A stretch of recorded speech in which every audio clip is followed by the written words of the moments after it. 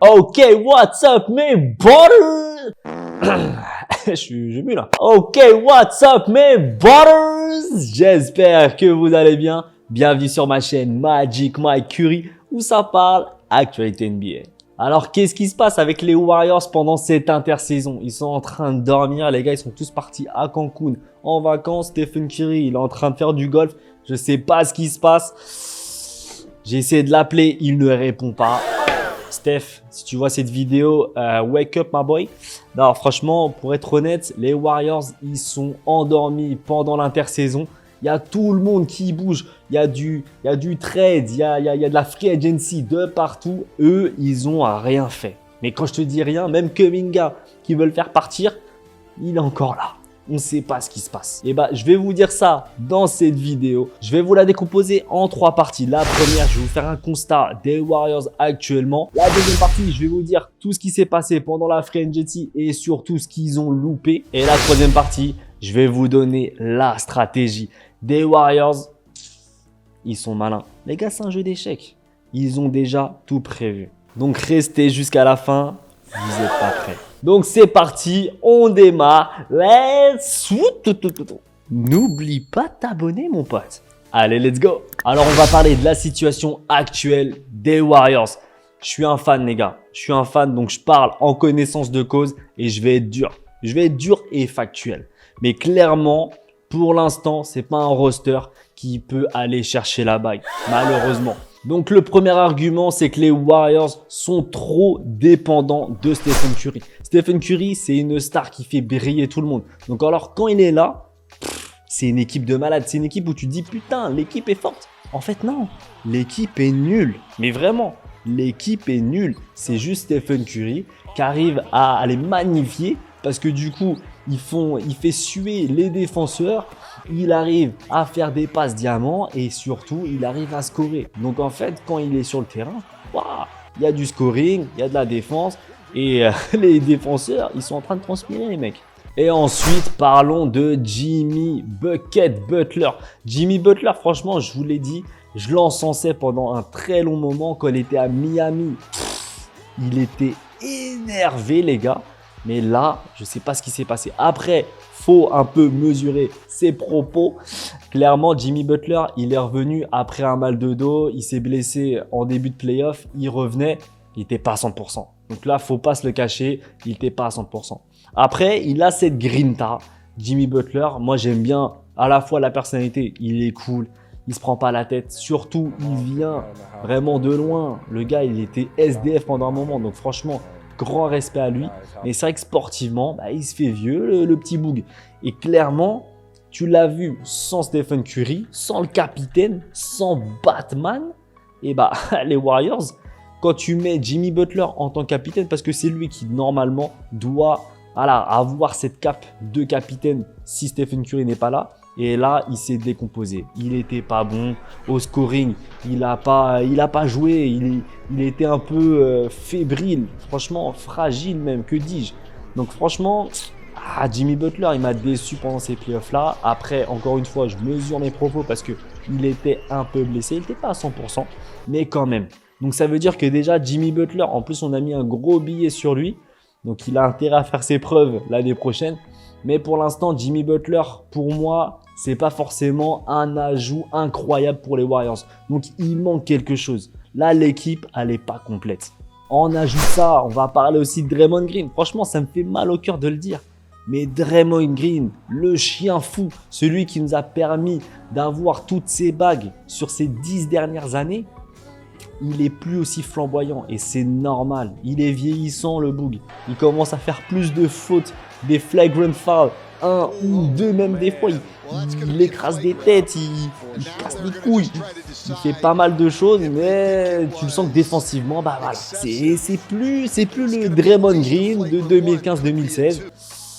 Il faut s'y faire. Là, il y a un moment, il faut se prendre à l'évidence. On vieillit tous et clairement, sportivement, physiquement, athlétiquement, c'est plus trop ça. Donc, c'est normal. Donc, Draymond Green, je ne jette pas la pierre, mais il se fait vieux. Donc, il faut un peu de sang neuf. Et défensivement, on le sait, au niveau des rebonds, c'est pas Quinton Post qui est très bon, mais il fera pas l'affaire. Il est trop jeune, etc. Donc, défensivement, un Draymond Green, c'est pas suffisant. Et globalement, on va parler global, mais c'est vrai que si tu enlèves Jimmy Butler, Draymond Green et Steph Curry, qu'est-ce qui reste? Vraiment, qu'est-ce qui reste? Moses Moody, Pods, Kuminga. Et après, tu as aussi Buddy Hield. Mais clairement, tu enlèves Buddy Hield qui est un bon vétéran. Kuminga, Pods et Moody, ils sont très bons. C'est des très bons joueurs et jeunes prometteurs.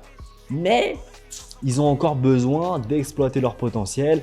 Ce ne sera pas des superstars, ce sera des all-stars un jour. Je pense que clairement, alors peut-être pas Moody, Kuminga, il le sera, j'en suis sûr. Pods, il y a de fortes chances. Mais en tout cas, ils ne sont pas encore à leur prime. Ils ont besoin de s'épanouir. Kuminga, il a besoin d'avoir un rôle de starter. Et malheureusement, il ne le sera pas chez les Warriors. Donc, il va falloir qu'ils partent. Donc, le constat global pour les Warriors, je vous le dis, c'est la merde. Maintenant, parlons de la free agency et de la trade deadline. Les gars, on n'a jamais vu une équipe s'endormir autant. Même d'autres équipes type Washington a fait des moves. Pas forcément les meilleurs, mais a fait des moves, les gars. Tout le monde a fait quelque chose. Les Warriors n'ont rien fait. Et la liste est longue. Ils ont raté de très bons joueurs qui auraient pu justement faire la différence pour l'année prochaine. Je parle bien évidemment dans un premier temps de Kevin Durant. Ça, c'est la plus grosse erreur. On a essayé de l'attirer. Alors malheureusement, je pense que les Warriors, c'était leur choix numéro 1 de faire revenir Durant. Mais c'est lui qui n'a pas voulu. Apparemment, c'est par rapport à Steve Kerr. Mauvaise entente. Tout le monde croyait que c'était Draymond Green le problème, mais non, apparemment, c'est Steve Kerr. Donc, ok, ça peut se comprendre. Il est parti à Houston. Pour moi, je pense que c'est un très bon choix de sa part parce qu'à Houston, il y a une équipe diamant. Clairement, tu le rajoutes.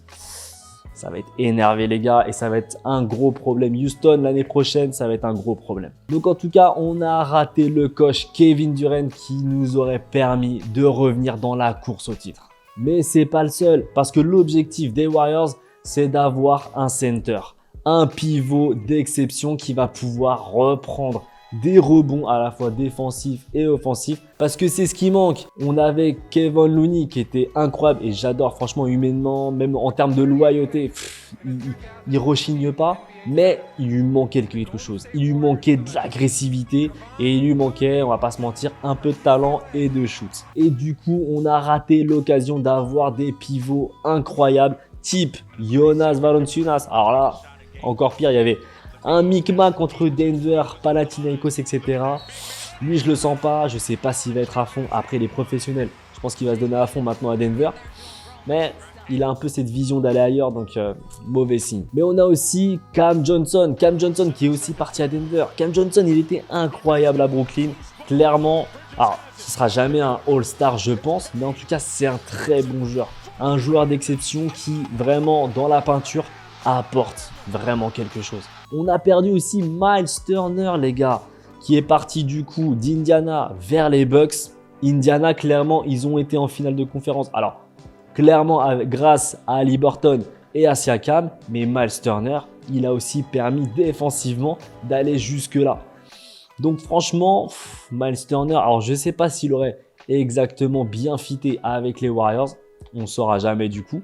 Mais en tout cas, c'est un très bon défenseur et je pense qu'il aurait permis de combler ce défaut qu'avaient les Warriors. Et pour terminer, je vais aussi parler de DeAndre Ayton et également de Brook Lopez. Franchement, ces deux gars-là, ils sont partis respectivement aux Lakers et aux Clippers. DeAndre Ayton, alors lui, franchement, je suis un peu partagé où c'est un excellent profil, vraiment numéro 1 de la draft. Les gars, quand tu es numéro 1, après, tu peux avoir des bursts, mais numéro 1 de la draft, il est très bon. À Portland, il a beaucoup apporté. À Phoenix, il a beaucoup apporté. Je pense qu'au niveau des Lakers, il va aussi beaucoup apporter, mais apparemment, c'est au niveau de sa mentalité. Donc clairement, aux Warriors, je pense que ça aurait pas fité, donc c'est un mal pour un bien. Même si clairement, il a franchement des compétences et des qualités incroyables sportivement et athlétiquement. Mais pour moi, en termes de mindset, il aurait jamais fité, donc franchement, c'est un mal pour un bien. Par contre, Brook Lopez, j'adore ce gars. À Milwaukee, il a apporté énormément. Le matching avec Giannis, c'était incroyable. Je pense que clairement, avec Stephen Curry, il aurait été fou. Il aurait pu justement beaucoup plus briller. Mais bon, dommage, on l'a encore raté. Qu'est-ce que tu veux que je te dise? Qu'est-ce que tu veux que je te dise? Et en plus, c'est pas faute d'avoir des centers de disponibles. C'est ça qui est le plus rageant, c'est que des fois, il y a certaines années où tous les centers sont loqués. Bah, qu'est-ce que tu veux faire? Tu vas pas pouvoir les prendre. C'est comme ça. Là, on avait des personnes disponibles, on a besoin de centers. Et là, on avait le choix. Il n'y en a aucun qui est venu. C'est un truc de fou quand même, les gars. Et bah, c'est là où la stratégie des Warriors va se mettre en place. Je vais tout vous expliquer. Parce que clairement, c'est pas anodin de rater autant de chances. C'est quand même les Warriors, tu as quand même Stephen Curry, Jimmy Butler et Draymond Green à la maison. Il y en a quand même au moins un dans tout ça qui aurait dit oui, quand même. Et bah, je vais vous dire exactement la stratégie des Warriors. Tout est calculé. Échec et mat. Alors officiellement, vous l'avez entendu parler, je pense, voilà, dans les médias ou un peu partout sur les réseaux, le plan officiel des Warriors, c'est de ramener Al Horford. Un très bon center qui a fait ses preuves aux Atlanta Hawks et également à Boston. Alors moi je le suis depuis les Hawks avec Kyle Korver, ma guy, mais il était aussi excellent du coup à Boston. Il serait venu, et c'est pas encore fini, hein, il peut encore venir, mais il viendrait aux Warriors. Ça ferait du bien. Même si il est vétéran, il hésite même à se mettre à la retraite parce que voilà, le Boog, il commence à se faire vieux. Il est moins athlétique et il commence limite à devenir un pivot du banc plutôt qu'un starter. Mais apparemment, Al Horford n'est pas trop chaud pour venir aux Warriors. J'allais dire c'est un mal pour un bien parce que je ne sais pas si ça aurait marché dans tous les cas. Il commence à se faire vieux. Et c'est compliqué. Et le plan B, alors je ne sais pas si vous l'avez entendu, mais là c'est un peu plus sous le tapis. Le plan B, ce serait de prendre Tristan Thompson. Non, c'est pas une blague. Tristan Thompson, franchement, pétard mouillé. Mais même Tristan Thompson, à Cleveland, il est même plus starter. Personne ne le veut. Je le mets sur le banc et je m'écoute un poste en starter. C'est pour vous dire. Donc non, j'espère que, voilà, c'est une fausse rumeur. Mais en tout cas, j'espère vraiment pas que Tristan Thompson va être pris. Ah là, on toucherait le fond du fond, les gars. Mais vraiment. Non, je vous l'ai dit, la stratégie est bien ficelée, les amis. Elle est bien ficelée. Elle est cousue main. Elle est cousue main. Moi, je vous le dis et je vous l'ai dit. C'est un petit indice sur une vidéo précédente. La stratégie des Warriors, c'est de ramener Giannis Antetokounmpo, les gars. Et oui, les gars. Depuis le début, c'est l'objectif. Après, clairement, je peux me tromper. Et si il se passe rien avant la fin de la trade deadline, je vais en vouloir aux Warriors. Mais pour l'instant, tant que voilà, la soirée n'est pas finie, on ne paye pas l'orchestre. Je ne sais pas comment se dit ce dicton, mais en tout cas, vous avez capté. Mais clairement, les gars, Giannis va arriver, j'en suis sûr à 100%. C'est impossible qu'une franchise ne fasse rien du tout sans avoir une idée en tête par là. Donc pour moi, clairement, je vois absolument Giannis. En plus, il y a des petits mots-clés. À un moment donné, il était avec High Show Speed. So you staying in Milwaukee? Probably. We'll see. See. Probably. I love Milwaukee. Il lui demandait, est-ce que tu comptes rester à Milwaukee? Il a dit, ouais, probably. Yeah, I love Milwaukee. En gros, pour les non-anglophones. En gros, il a dit, ouais, probablement. Probablement, je vais probablement rester. J'adore Milwaukee. Et en vrai, dans tous les cas, il aurait été obligé de dire ça. J'adore Milwaukee. Bah, heureusement, autrement, tu te fais lyncher. Et probablement, il n'a pas menti. Probablement, ça veut tout et rien dire. Si jamais il savait qu'il allait rester à Milwaukee l'année prochaine, il n'aurait pas dit probablement. Il aurait dit I stay, je reste. Bien sûr, je ne vais pas bouger. Et là, il y a une ouverture. Ça veut dire que c'est pas encore fermé. Le probably, c'est que soit il ne peut pas le dire encore, ou soit il se laisse la porte en se disant voilà, je vais peut-être rester. Il y a encore des chances que je reste à Milwaukee parce qu'en fonction des offres qu'on va lui donner, ou bah voilà, je pars et je vais autre part. Il y a plusieurs choix qui ont été voilà, donnés par les médias. Je vous l'avais dit du coup justement dans une vidéo précédente. On parlait voilà, d'une grande ville, donc Los Angeles, New York, les Spurs. Ça commence à se refermer quand tu vois les Lakers qui ont pris un center, DeAndre Ayton, il peut encore être échangé. Pour moi, ça y est, je pense que c'est loqué. Surtout que LeBron est plus sur une envie de partir. Donc, je les vois très mal reprendre un Giannis. New York, il y a encore moyen. Pour moi, New York, c'est la seule en vrai équipe qui peut encore prendre Giannis en échange de Kat et d'un autre joueur. Et les Warriors. Et pour moi, par rapport à ce qui se passe, les gars, je suis un analyste. J'analyse, les gars. Faut lire entre les lignes. Pour moi, Giannis va arriver aux Warriors. Et soyez pas surpris quand ça va se passer. Parce que je vous l'aurais dit. Je vous l'aurais dit, les potes. Voilà, c'est la fin de la vidéo. J'espère que tu t'es régalé. N'hésite pas, comme toujours, à mettre un petit pouce bleu. N'hésite pas aussi à commenter. Donne-moi ton avis. Est-ce que tu penses que Giannis va arriver aux Warriors ou est-ce que tu penses que les Warriors sont des grosses merguez et vont rien faire? Ils vont prendre Tristan Thompson, les gars. N'hésite pas aussi à t'abonner si ce n'est pas encore fait. Je te souhaite une excellente journée. N'oublie pas que tu es le meilleur. Ciao mes ballers!